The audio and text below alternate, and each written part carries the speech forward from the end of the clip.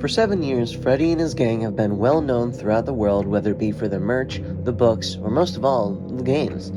Well, today we're going to be taking a closer look at what the series has to offer, as well as a special visit from my friend Caleb and Jonathan. We're going to look at the history of Five Nights at Freddy's and what makes the game so great, from the story element, the sound element, and last but certainly not least, the visual aspect of the franchise. One thing I'd like to say that's so great about the franchise is how it started and how much it has evolved over the years to become one of the most hyped gaming franchises known to date. Starting off from a simple man looking for a career and posting his work to GameJolt, to working with an entire team of workers working on a game for the PlayStation 5. Another great thing about the series as a whole is how it got together a whole group of theorists and how they solved the story of this long-lasting game. One thing I'd like to mention is that I will only be going over the first game as it introduces the series as a whole, and there's quite a lot to talk about. This is the Ruby Skull Podcast. Let's take a look at what the series has to offer, shall we?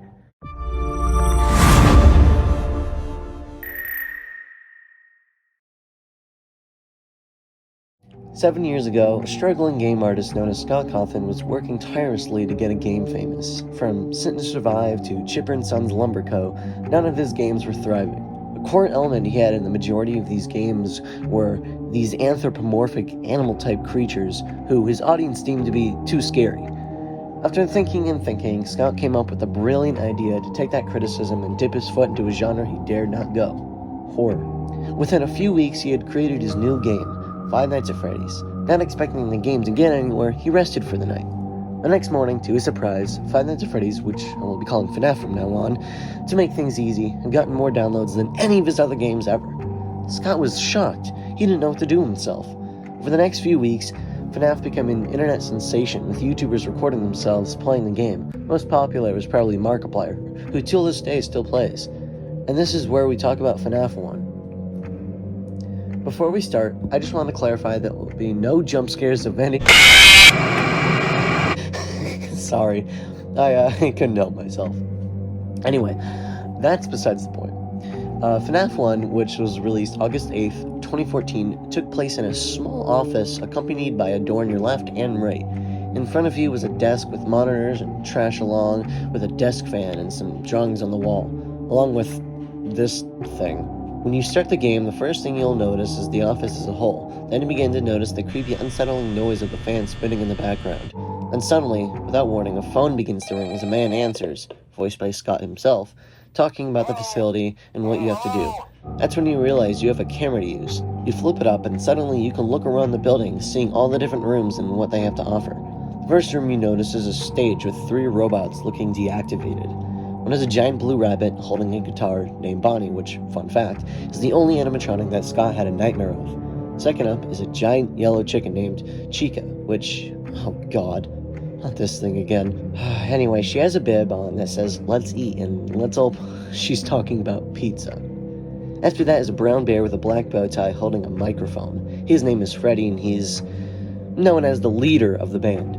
If you look over this camera over here, you'll notice a giant purple curtain with a sign that says "Sorry, out of order." If you don't pay attention to the camera, you'll notice a red fox with a torn suit and broken jaw. If he's able to escape, he will bolt down the left hallway and try to attack you. You have to think quickly on your feet and slam the door in his face. As night progresses, you notice that the robot animals, animatronics, begin to move around. And if they get to your door, you have to quickly shut it in their face, otherwise they will... here, I'll just let you see for yourself.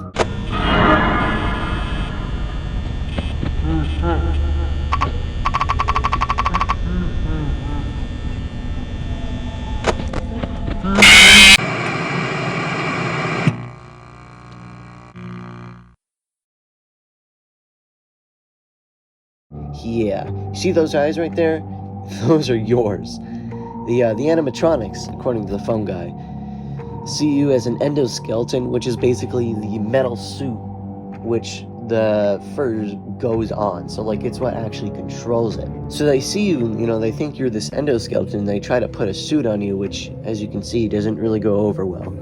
What's so great about this game is that usually in horror games, you want to run to the trouble, but here you're glued to your seat, stuck waiting for the horror to come to you. There are barely any tasks to do other than survive. I wonder if he got inspiration from his Sit and Survive game, considering the fact that you have to sit and survive.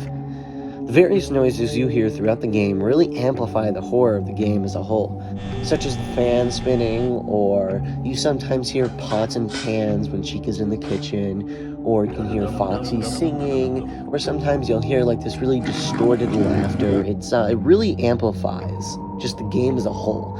The game wouldn't be anywhere near as good as it is without the audio aspect. Another thing that can happen are certain Easter eggs, which, in case you don't know, Easter eggs are something that can randomly appear throughout the game, or something that you have to work towards that wouldn't necessarily be part of the main game. And some of those Easter eggs are, like posters changing, news articles appearing, or the scariest of all, this one called Golden Freddy, which at the time in the files, they actually called it just Yellow Freddy, I'm pretty sure, or Yellow Bear. But, people started calling him Golden Freddy because he looked like Freddy, but golden. When looking in one of the cameras, there's a poster of Freddy which can randomly change to a different poster. This poster portrays Freddy, but he has no eyes and has a golden color to him. If you flip your camera down, he just lays there in your office, motionless. You don't even have your doors closed for him to come in. He just shows up. But if you sit there looking at him for too long, he eventually jump scares you. It actually crashes your game. If you look at the news articles I mentioned earlier, it mentions that there are 5 missing kids, and what do you know, there are 5 suits around. When you actually get through all 6 nights, that's right, 6, not 5, is the title would lead you to believe. In fact, there's actually 7 if you count the custom night, which you can customize their difficulty. You get fired for, quote, general unprofessionalism and odor. Odor? How is that even possible? Unless, that's right, those 5 missing kids that, obviously were missing, were forcibly stuffed inside of these suits, causing them to, obviously, die. Although they didn't leave, their souls actually fused with the animatronics. Now, I'm not going to go into depth about how that works. I'm just here for the gameplay, not the story. If I talked about the story, we'd be here forever. And before we wrap this up, I have a couple of videos I'd like to share with you. I asked 2 of my friends a few questions. What are your thoughts on the franchise? And then if they think it's good, ask why it's good. And if they don't like it, we'll ask what they could do better. And where do you see the franchise going? Let's have a look. What are your thoughts on the franchise? It's probably one of the most... I don't know. It's probably one of the most popular franchises I've seen in a long time. Other than that, it's very rare that you see a game franchise that tries to stay ahead of the curve and be as subtle with what it does as much as this one. Most franchises you see are very obvious in what they're saying to you. They more tell, don't show in their approach these days. When this one, it still is very cryptic. You have to be guessing. You have to be using a lot of the information that you see in the game in order to understand even a little bit of the plot line. It's very dependent upon what you are doing in the games it depended on how much you understand.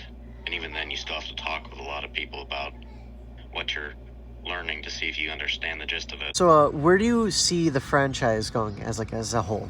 I feel like I would like to see them kind of keep the same concept of you're in a room, your survival. But I mean, I wouldn't mind the idea of shorter mini games of seeing how different the concepts of playing. I feel like they're also going to introduce new concepts of characters, new events or sceneries, and actually having new game mechanics wouldn't be a bad idea either. I mean, everything has room for improvement. Wow, those were some great responses. Very descriptive. As you can see, Five Nights at Freddy's 1 alone was game-breaking for the indie game industry as a whole. It introduced so many new things like the concept of sitting alone in your area, waiting for the danger to come to you. Giant anthropomorphic animatronic animals. A story of dead kids. Am I even allowed to say that? Souls being fused with animatronics. Dead people coming back to life through pure anger and through the suits themselves. I look forward to the new game, Security Breach, coming out later this year. Tune in next episodes, There Will Be None, where we discuss the brilliance of Five Nights at Freddy's 2. This is Ruby Skull, signing off.